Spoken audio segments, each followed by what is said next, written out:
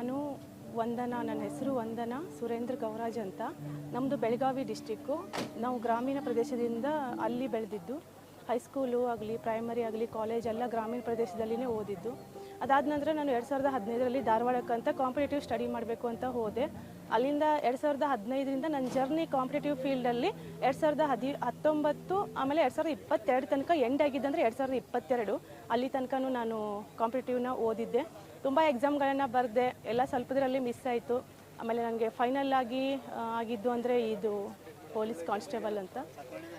Competitive ಅನ್ನೋದು ತುಂಬ ವಿಶಾಲ, ಓದಬೇಕು, ಆಮೇಲೆ ತಾಳ್ಮೆ ಬೇಕು, ಅಲ್ಲಿ ಪೇಷನ್ಸ್ ತುಂಬ ಅಗತ್ಯ. ಯಾವುದೇ ಕಾರಣಕ್ಕೂ ನಾವು ನಮ್ಮ ತಾಳ್ಮೆ ಮತ್ತು ಪೇಷನ್ಸ್ನ ಕಳ್ಕೊಬಾರ್ದು.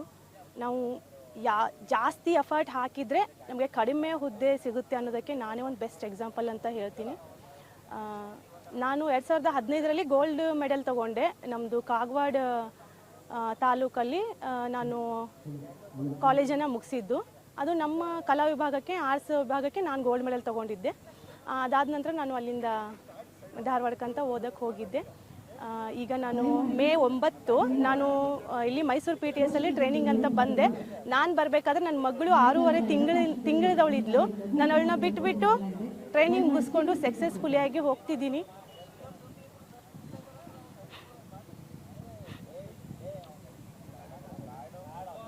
ನಾನು ಸಕ್ಸಸ್ ಆದೆ, ಬಟ್ ನನ್ನ ಮಗಳಿಗೆ ತುಂಬ ಕಷ್ಟ ಆಯ್ತು. ತಾಯಿನ ಬಿಟ್ಟು ತುಂಬ ಚಿಕ್ಕ ಮಗು ಯಾವ ಥರ ಅಲ್ಲಿ ಫೀಲ್ ಮಾಡ್ಕೊಳ್ತು ಅಂತ ಗೊತ್ತಿಲ್ಲ.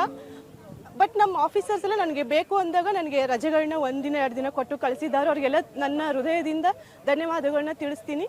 ನಾನು ಆದಷ್ಟು ಬೇಗ ಹೋಗಿ ನನ್ನ ಮಗುನ ನೋಡ್ತೀನಿ. ನನಗೆ ಇಲ್ಲಿ ನನ್ನ ಮಗು ನೋಡಬೇಕು ಅನಿಸಿದಾಗ, ನನ್ನ ಮಗುಗೆ ಏನೋ ಎಮರ್ಜೆನ್ಸಿ ಇದೆ ಅನಿಸಿದಾಗ SP ಗೀತಾ ಮೇಡಮ್ ಅವರು ನನಗೆ ರಜೆಗಳನ್ನ ಕೊಟ್ಟಿದ್ದು ಉದಾಹರಣೆನೂ ಇದೆ. ಆಮೇಲೆ ಎಲ್ಲ ಸರ್ಗಳು ನಂಗೆ ಸಪೋರ್ಟ್ ಮಾಡಿದರು.